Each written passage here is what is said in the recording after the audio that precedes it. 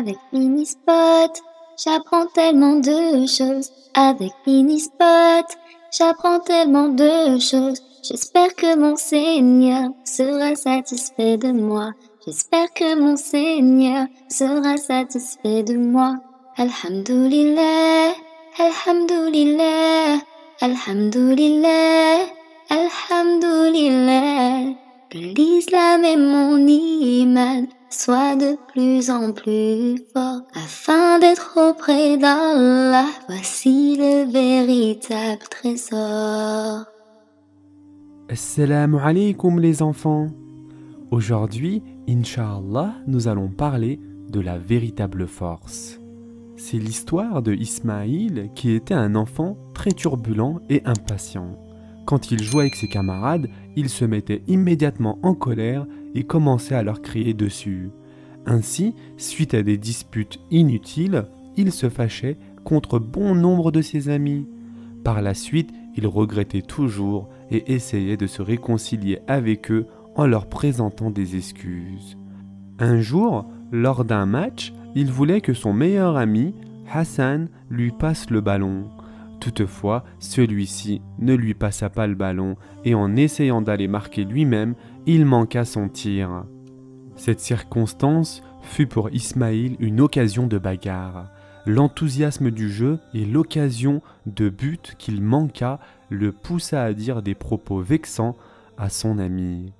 Les propos avancés par Ismaïl brisèrent le cœur de Hassan au point qu'il abandonna le match après avoir dit ceci à Ismaïl: « Je ne t'adresserai plus la parole. » Ismaïl réalisa que son meilleur ami était très fâché contre lui. Encore une fois, il regretta son acte et se désola pour son habitude à vite se mettre en colère.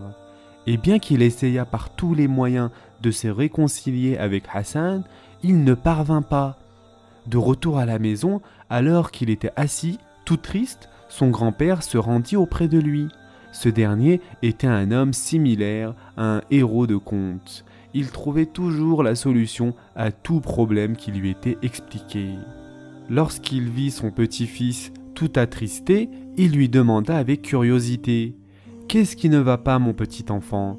Qu'est-ce qui te rend si triste ?»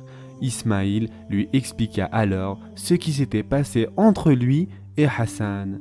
Il s'en voulait de ne pas maîtriser sa colère. Après l'avoir écouté avec attention, son grand-père lui apporta un sac rempli de clous, un marteau et un morceau de bois et lui dit: « La prochaine fois que tu seras en colère et que tu briseras le cœur d'un de tes amis, enfonce un clou dans ce morceau de bois. Puis quand tout sera réglé entre vous et qu'il t'aura pardonné, enlève ce clou. As-tu compris ?» Cette proposition du grand-père attira l'attention d'Ismaïl. Il saisit donc le sac de clous, le marteau, le morceau de bois et les déposa dans sa chambre. Le lendemain, il commença à enfoncer les clous dans le bois. Au premier jour, il brisa le cœur de 7 de ses amis. De retour à la maison, sa première tâche fut d'enfoncer 7 clous dans le bois.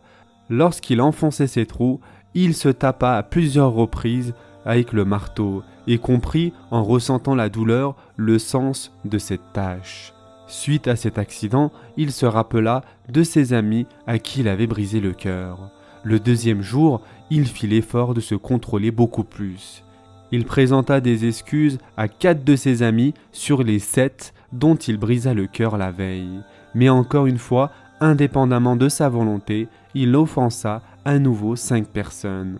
À son retour à la maison, il enleva 4 clous pour les 4 personnes à qui il put présenter ses excuses.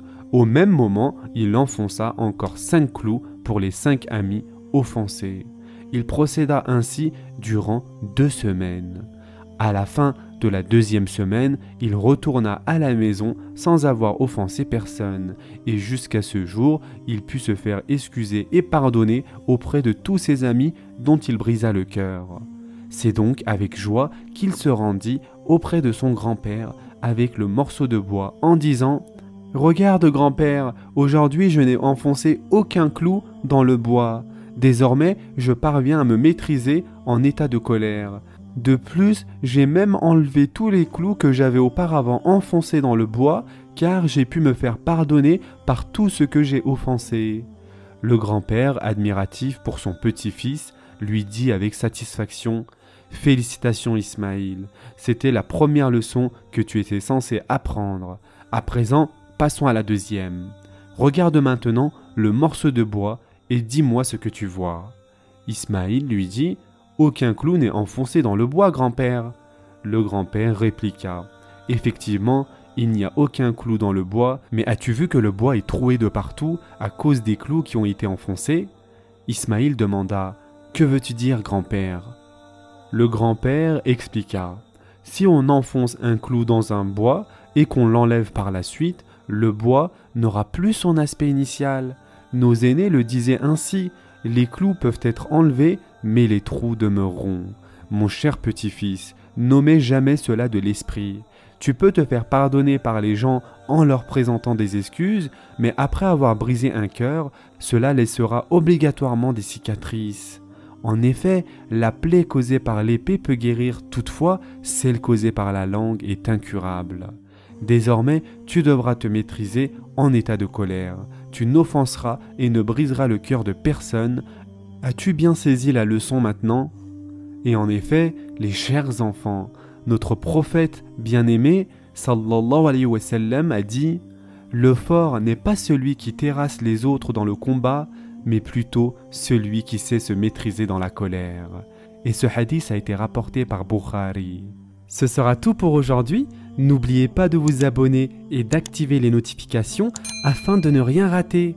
À très vite les enfants pour le prochain épisode.